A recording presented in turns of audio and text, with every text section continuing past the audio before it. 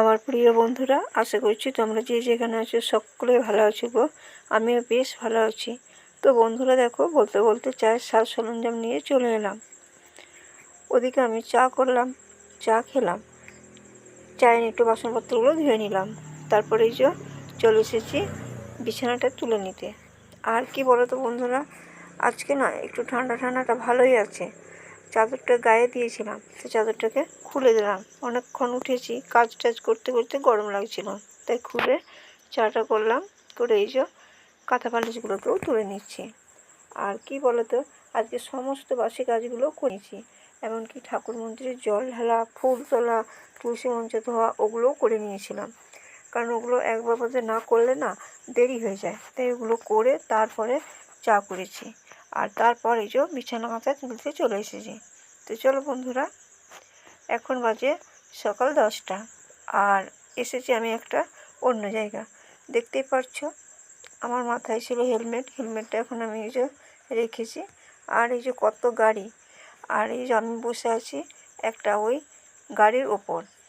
আর কেন এসেছি বলো তো, না এখানে আমি এসেছি সার্ভিসিং সেন্টার।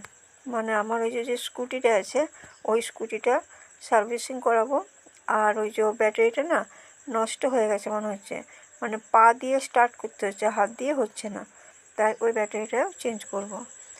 আর এই যে এত গাড়ি এসে গেছে, তো আমি দেখে অবাক।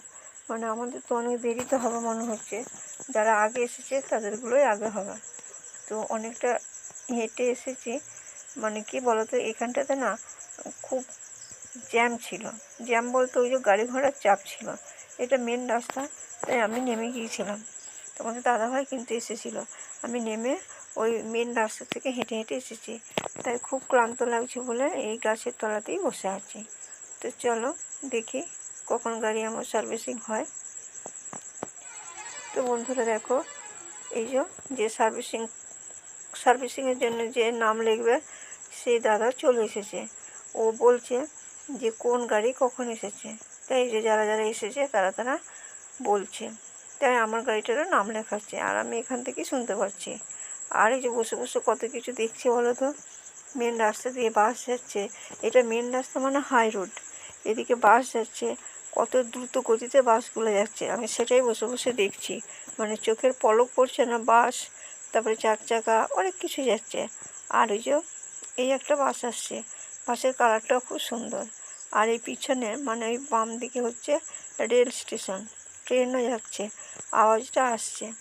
আওয়াজটা তোমরা হয়তো পাচ্ছ না, কারণ আমি তো ওই ভয়েসটা দিচ্ছি না, আমি ভয়েস নিজের থেকে দিচ্ছি, তাই ওই আওয়াজটা পাচ্ছ না।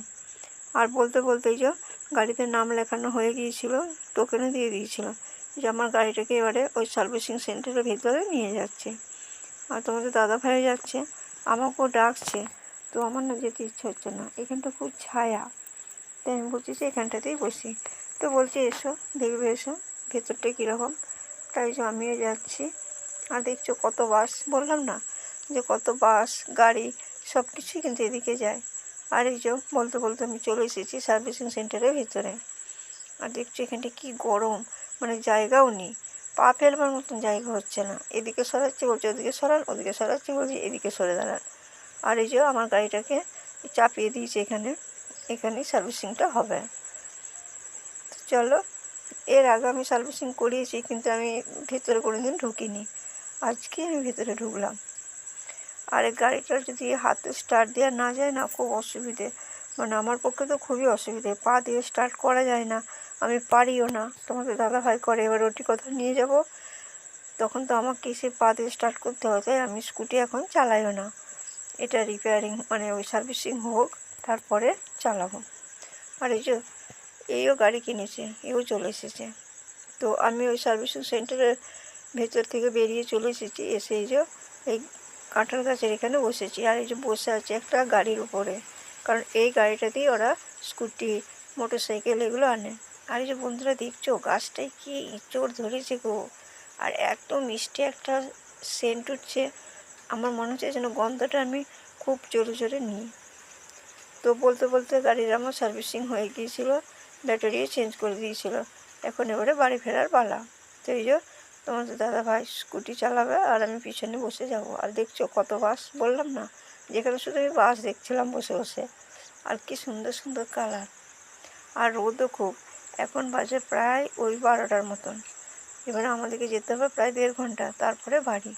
তো চলো কতক্ষণে বাড়ি পৌঁছায় দেখা যাক।